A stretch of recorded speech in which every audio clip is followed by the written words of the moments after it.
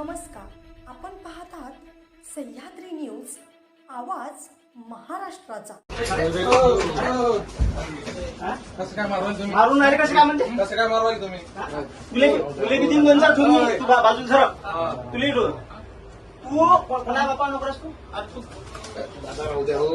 कोणाच्या बापा नोकरस तू कोणाच्या बापा नोकरस कोणाच्या मेळास का तू कोणाच्या बापा नोकरस चल भाई भाई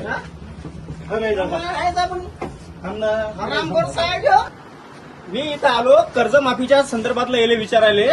माझ्या वडिलाचं अकाउंट 8.5 महिन्याचं थकीत आहे। तो म्हणते की तुझ्या वडिलाले कर्जमाफी होऊ शकत नाही आणि लागे त्या बापाचे नोकर आहो का म्हणते आम्ही। हे शेतकऱ्याच्या नोकरने 3 कोणा नोकरा दे। बँक मॅनेजरच्या कानशिलात स्वाभिमानी शेतकरी संघटनेच्या जिल्हाध्यक्षावर गुन्हा। बुलढाणा जिल्ह्यातील खामगाव येथील सेंट्रल बँकेत घडलेल्या एका घटनेनं खळबळ उडाली आहे।